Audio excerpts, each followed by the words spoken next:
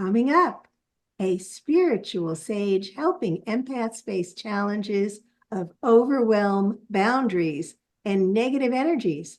But first, welcome to Imagine Peace, the podcast that invites you on a transformative journey toward a world filled with harmony and understanding. Together, let's ignite the flame of peace within ourselves and radiate it outward so we can have a future where unity prevails. This is Imagine Peace, where dreams become reality. Join us as we explore the power of compassion, the beauty of diversity, and the potential for positive change. Introducing Andy, the empath guide and the curious soul on a quest for wisdom and wonder, dancing with shamanic spirits, venturing boldly into the depths of God's realm, searching for greatness. Andy's journey is as bold as it is enlightening. But don't be fooled by his mystical escapades. Andy is also a meditation champion and a dabbler in the arts of psychology, NLP, and hypnosis. His pursuit of enlightenment knows no bounds, blending Western understanding with a die-hard passion for Eastern wisdom. As an apprentice of the Shaolin Way, Andy has crossed paths with countless teachers and shamans, all in a quest not just to save his fellow empaths, but to help them thrive. So, Andy, I'm so excited that we finally got this together and that you're here. Thank you for having me. The pleasure is all mine. I believe we will have a wonderful conversation that will open the eyes of many and could act as this beacon of light and hope what's possible, and that everything in this life is changing and nothing is set in stone. So if we can change, so can you. Absolutely. So we've been trying to get this together for a while. You moved to Thailand, and then, of course, you were dealing with the dreaded jet lag. And then I was traveling. So here we finally got this together, and I'm so glad that you're here. So let's talk about the work that you are doing now. And you're working with spiritual awareness, you're working with empaths. Tell us about it. As all journeys, my journey started with the first step. And the first step was me realizing that I perceive reality through different lenses. I see more, I feel more, and I hear more. And that was very different from my peers, colleagues, and friends. So I came to the only possible solution, that there is something wrong with me, that I'm the odd one, that I'm the crazy one. So I started this journey to find out what's wrong with me and to find this holy grail to make me whole again. And through this journey, I have been blessed enough to cross path with many masters that have been patient enough to teach me properly. So I realized that nature or God doesn't make mistakes, and there's absolutely nothing wrong with me, as there's absolutely nothing wrong with anything between heaven and earth. And everything is perfect. It is just our ego interacting with the process, pretending to be our spirit and soul, and saying that we need to do this and that in order to bloom. Yet the flower does not think when to bloom. When it's ready, it just blooms. It is very similar to a dancer that is dancing. When he is doing the act of dancing, it goes perfectly smooth. But when he starts to think, to second guess his choices, he's gonna get anxious and eventually he's gonna make a mistake. So you either think or you do. Oh, I like that. It sounded very Yoda-like, Mm. right? So you were born an empath. I am too. I think so many of us are empaths. And like you, I thought there was something very wrong with me. I thought, what's wrong with me that I can't be around other people without having asthma attacks? So I totally get the whole empath experience. And I love that you're working with sensitive people now. Tell us a little bit about the work that you're doing. So all of us that are on this journey usually face very similar challenges. And I was on the battlefield with pretty much all of them. I faced the challenges and found ways to thrive. The biggest pain point, it seems, that when we are ungrounded due to many different reasons, such as pent up negative emotions, or a simple fact that we don't want to be in this particular setting, we have this tendency to sponge negative emotions because our thoughts, our mind, our soul is everywhere else, but not the body. So when we interact with others, what happens is our belly sinks, we stop breathing, and we just freeze, looking very silly like a deer in the middle of the road in the night with incoming car from other direction. And we absolutely would do anything to end that interaction. So we sponge those negative emotions, which starts a vicious cycle of decreasing self-worth because in our head we wanted to do something different. We wanted to say something else, but we just stand overwhelmed with those energies, unable to do anything. And it repeats over and over, no matter how many times we prepare for this particular event. It seems we're not able to go beyond this pattern. So, what I have found is, first of all, that this is due to being ungrounded. And grounded is a very popular topic these days. And people say and preach that you should do grounding meditation, which doesn't really help you when you're not meditating during this particular interaction with other people. So I changed this to actually a very simple concept, which I'm pretty sure you're familiar with, which is simply rooting.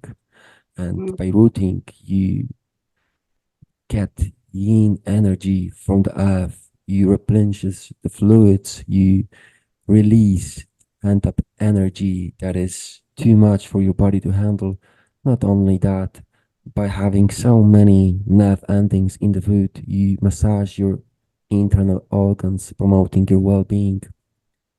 That is one thing. The second one is, why are you ungrounded in the first place? Is this pent up energy, like anger or fear, that is impacting your organs? In most cases, we on our journey are forced to confront those energies, especially since as an empath we have been treated unjust so many times to the point that we were forced to become super cautious of our environment because we live in a world that uses those that give of themselves freely. And there are those that would stab you in the back just to get ahead, which mhm, is basically the world we live in. So this is something we need to go through to realize what was holding us back. But then again, we live in a society that wants everything here right now.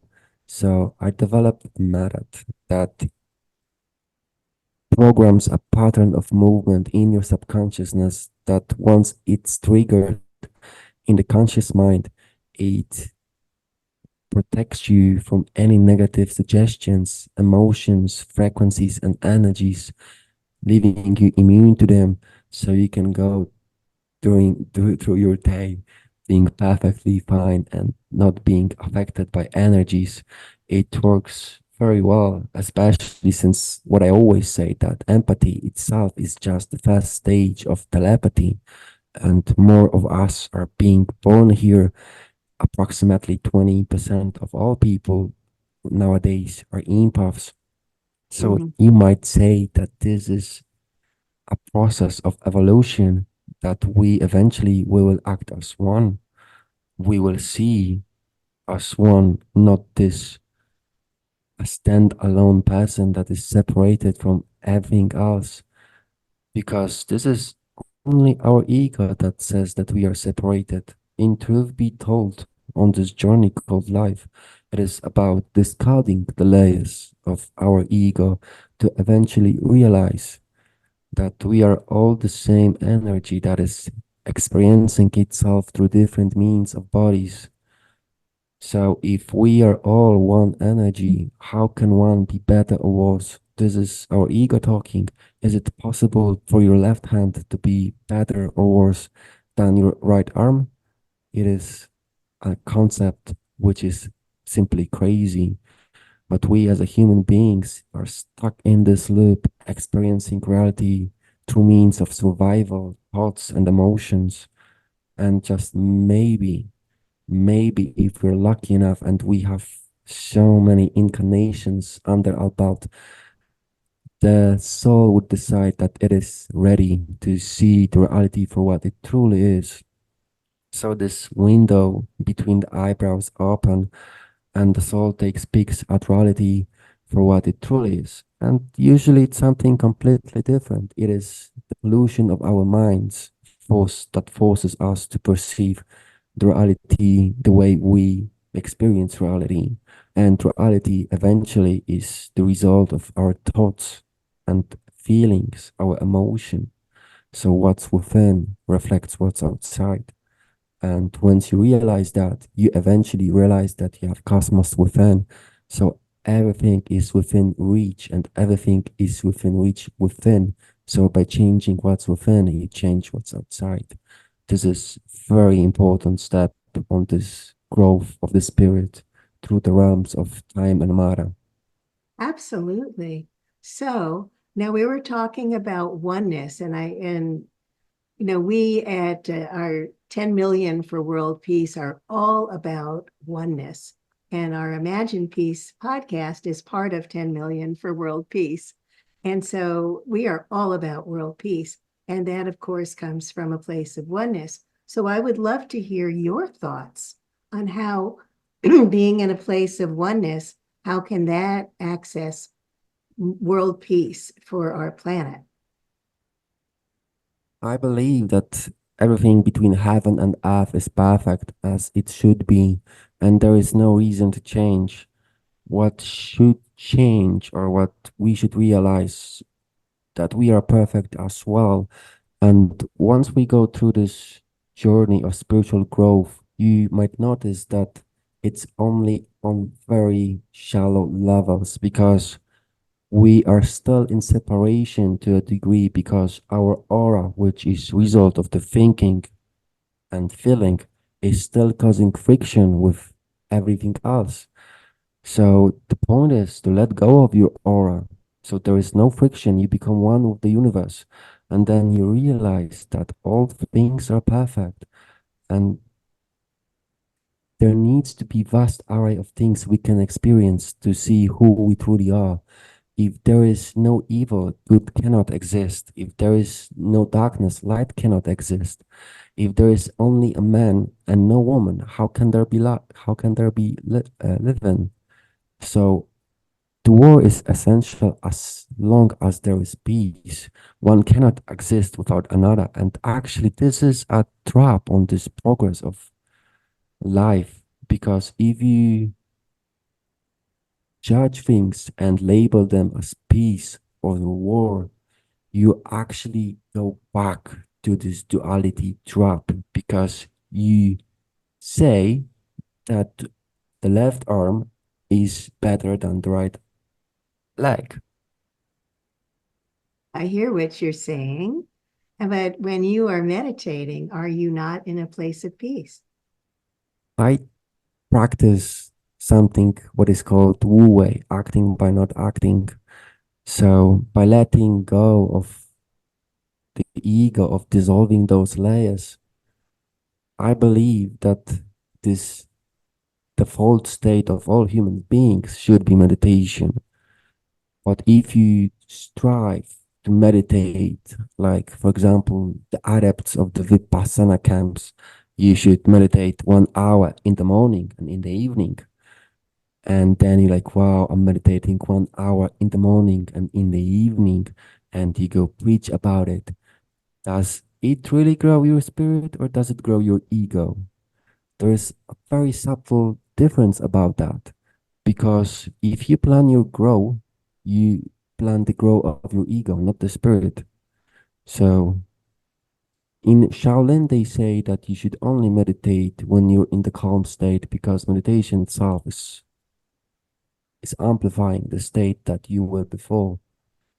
And we, as a society that sees only the tip of the iceberg, not what's underneath, don't realize that for a master to reach peace through meditation means it took him countless hours and devotion of a saint to reach that state, especially if the energy is not flowing correctly within the body.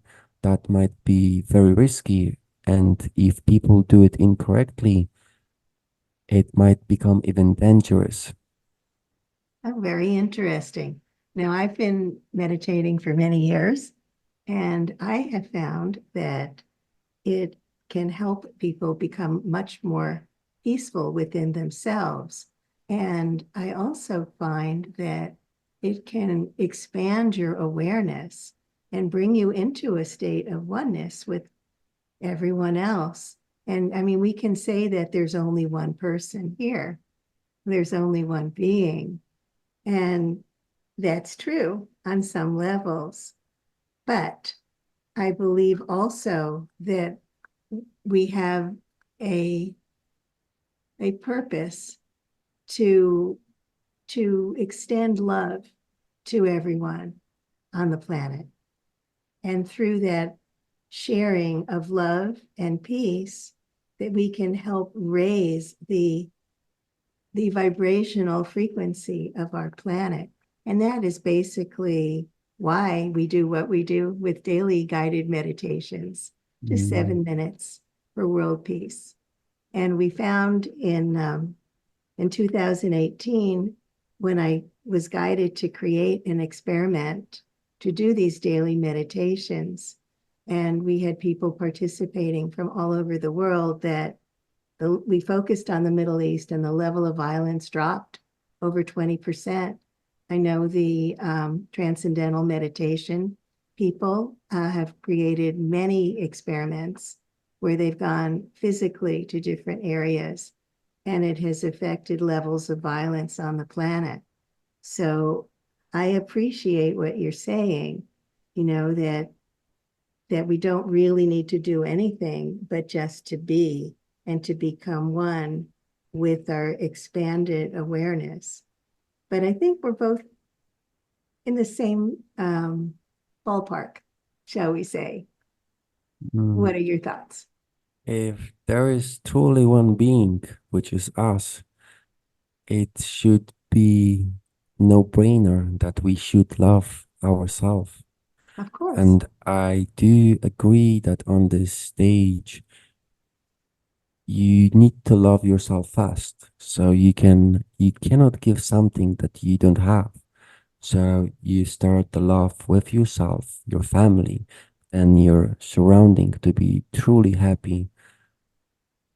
What I just noted that this world has been made for us to experience ourselves. Yes. And if there is no storm from time to time, you won't appreciate the rainbow. And we, as a humankind, need the bad to be able to appreciate the good.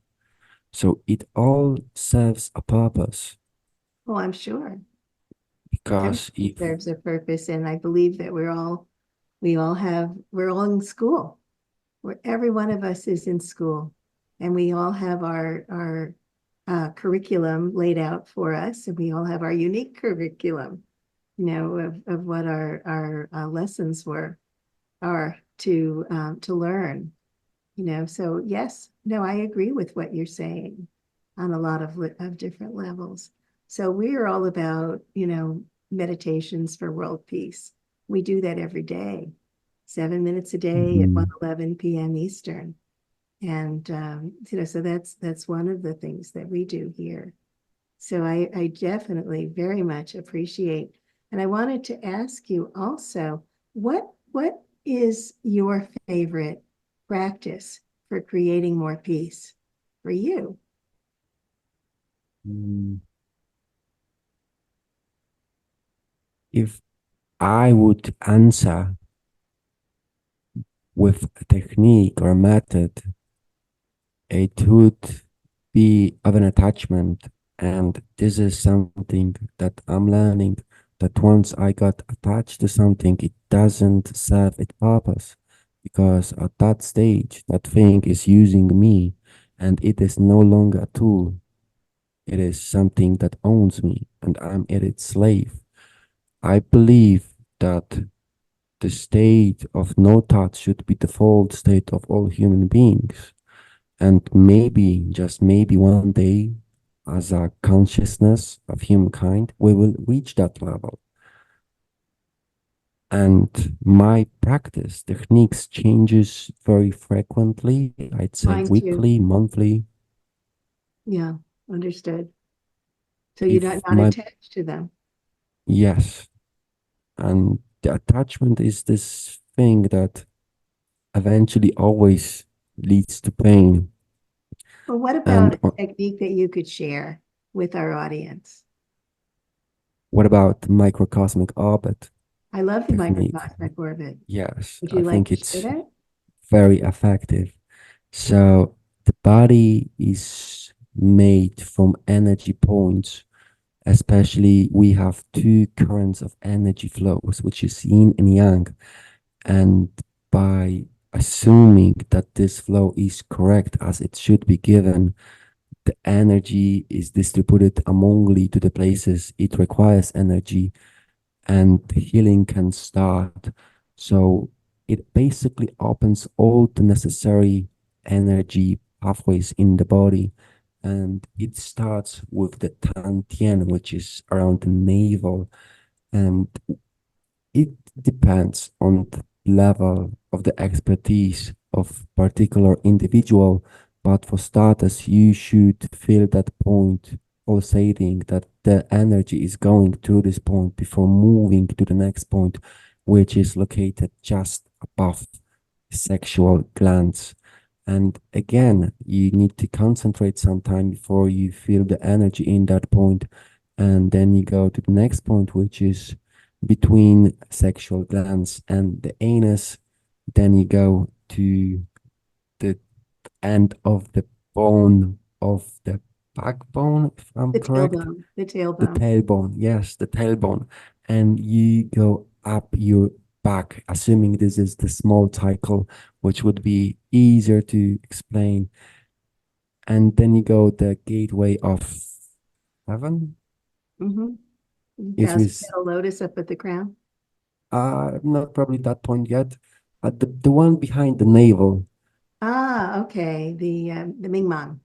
The Mingman, yes, exactly. And then you go up to where your head is located, or you could even stop at the shoulders and you go up the head. Eventually, you reach that state.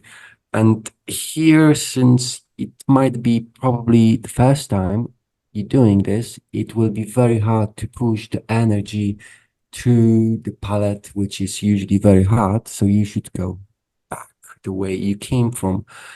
But eventually, with practice, you will notice that those points are easier to be felt, and then there is no need to focus on them so long, and you can only focus on them briefly while going to the next point. And eventually, that point in the palate will let you go through your tongue, where actually the flows of the yin and the yang meet. And this is the basis why in so many At the upper practices, palate, right? yes, yes, in so many practices, this is called a wind position because it balances the yin and yang, which is water and fire. So Hmm. obviously there's water and fire position as well. The water is when you have your tongue way back, when it reaches the soft part of your top of the mouth. It's also very popular in yoga too, where it releases this sweet nectar, as they say. Not very practical for martial arts, but it's very beneficial for the health, especially for those that haven't got enough fluids in their body. And then there is the fire position, which is around in the middle of your palate, which would be beneficial for those that don't have enough fire in the body. I'm not one of those actually. No, I So, see that. so this is the basics of the microcosmos orbit technique, which currently I practice daily alongside with the healing sounds and the inner smile and yoga, tai chi, kung fu. It depends what my body tells me to do, and I listen, providing the tools, energies, so my body can thrive. Very nice. So, how can people get in touch with you, Andy? Well, if what I'm saying resonates with you, and perhaps you're an empath that have faced challenges in your life and is looking for someone to assist him and guide him on this journey, I would be more than grateful to assist you. And you can find me on my page, which is called sageandy.com, or find me on Facebook on handle facebook.com/your courage catalyst, and we can take it from there. Thank you. Wonderful. So, sageandy.com. Yep. Yes, I was checking it out earlier. Very, very cool. It's been wonderful having you here. Thank you so much. And we'll Thank see you. you soon. Imagine Peace is brought to you by 10 Million for World Peace. Join our daily 7-minute guided meditations for world peace and monthly healing circles at 10millionforworldpeace.org. Together we can create a peaceful, happy planet.